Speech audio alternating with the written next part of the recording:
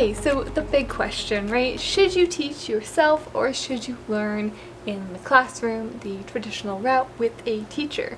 Well, we're going to look at what it actually means to teach yourself and what it looks like in the classroom, learning with a teacher, and how we perceive learning with a teacher and learning on our own, teaching ourselves. And ultimately, we're going to determine what is the ideal way to learn, the best way to learn for you. Alright, so let's first look at learning in the classroom with a teacher. So I'm sure you have some kind of picture in your mind right now of what it means to learn with a teacher, to learn in a classroom, have textbook, go to class, have your homework, listen to the teacher, write your notes, and go home, practice, bring it back, go to class, repeat, right? Well, what does independent practice look like? So we think of independent learners, people who teach themselves, as these miraculous people who are able to somehow learn everything themselves, and these people, they just seem to know, they just figure it out somehow. Well, here's the thing about people who teach themselves, right? No one actually teaches themselves 100%. You don't get knowledge from yourself. You don't already have it in your brain. If you did, you wouldn't be teaching, you wouldn't be learning, it would already be there. That knowledge comes from somewhere, right? It either comes from a book, it comes from another person, it comes from practicing and exploring, interacting with something outside of yourself. So to say that you teach yourself, it's really just another way of saying that you are a good student, that you are someone who reads a book, for example.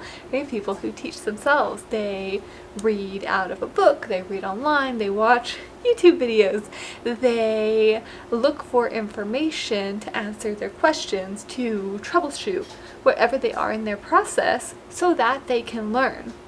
Well, combine this with taking a class, for example, going to school, and having that time with the teacher, and then having your outside of the class time to practice as an independent learner, someone who teaches themselves, and then having that class time to ask questions that maybe you struggle to find answers for on your own, that you try to look up things, you try to figure out, and you're just like, I just can't get over that hurdle of understanding what that concept is, how it works, how that grammar piece works in that sentence.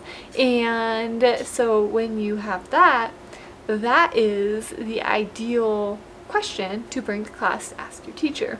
Now, of course, having a structured class like that, they do tend to be more of just direct instruction. The teacher talks, the students listen, they write, they repeat. There's a lot of that because the students, for the most part, aren't as independent of learners as they need to be for the teacher to teach in that way. So here's how it works. The more the students do on their own, the more this teacher is actually able to create that kind of environment where the students can really learn and process information and explore and use the teacher's knowledge to their optimal experience, to be able to really learn from their teacher. Now, the way that the classes actually end up working is students come into class and not having read, not having done homework, not having this, not having that, and so the teacher by necessity has to just talk. And it's really a shame that it works that way in many cases. Now, the higher up in school you get, it should work a little bit more the other way, right? The students doing their own work. And there are many students who do that. But here's where we get that shift between having a class, like a learner who goes to school, the traditional learner, and the independent learner, the one who teaches themselves. Well, the ones who go to school, they end up falling into that pattern of, oh, okay, well, my teacher's just going to explain it to me when I get there. And so then they don't do that work as an independent learner at home. So it's kind of a self-fulfilling prophecy there, where they now don't feel the need to do that because when they go to school, they have the teacher doing that, and the teacher explains and treats them that way, teaches them the language, and just assuming that they haven't done their work at home because they haven't. And it continues and continues and continues until one of the two, the student or the teacher, breaks that cycle. So this is where the independent learner, the self-taught student now evolves, right? Because we have now the people who really want to learn, who really want to do their own work, who want to have some serious progress in their language, going and doing their practice and doing all of that, and then they go to these classes and they're like, well, I don't really want to go to class and just have someone lecture at me. I want to be practicing, I want to learn, I want to progress more quickly in the way that I want to. This is where the independent learner is born. So this student, this person who teaches themselves, they are utilizing other resources other than the traditional classroom. They are finding different books that address their specific topic. They are noticing they need to review vocabulary from the beginning. They're going back into that.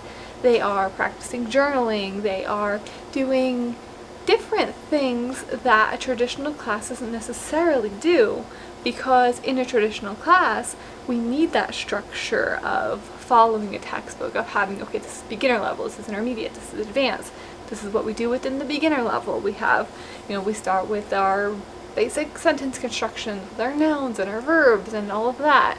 And then the independent learner is able to experiment a bit more, able to have a bit more fun with the learning process, because that person is more in tune with what they need and how they learn, and they also are looking for ways to engage themselves more because they have that self-awareness, because they know, okay, I've studied these topics and now, oh, that seems interesting. They see that because they're thinking, because they're engaging with the content. So they're able to direct their own learning. That's the self part. That's the self-taught, the self-learning, the exploration part. And then the knowledge actually comes from somewhere else, right? They have to seek out a book or a video or a course or something. They take that, they use it in a way that is up to them to determine how they use it. And that's the self-taught portion of that. But that knowledge still comes from outside of themselves. So, what is the difference between teaching yourself and taking a class? Well, the difference is that the teaching yourself method is a level above the taught level, a level above the going to class, working with a teacher, but not exclusive to the other. The two are not mutually exclusive, because you can very easily, and you should, if you are taking a class, aspire to be an independent learner, someone who teaches themselves, because ultimately you're going to get the best output if you utilize both sides. Having a class, having a teacher, and being that student, that one student who comes to class prepared and works to shift that cycle, right? To change that cycle of the student coming to lecture, coming to say, okay, the students haven't prepared, coming to teach the class, and then the students coming in, coming to listen, coming to regurgitate. Being that student who comes in, who says, okay, I did this homework, I did this, and now I have a question about how do I use the imperfect compared to how I use the present or the future, or whatever your question is. Some kind of question that says, I read this, I did this homework, and now I'm ready to go further. Well, now the teacher is going to guide you in further.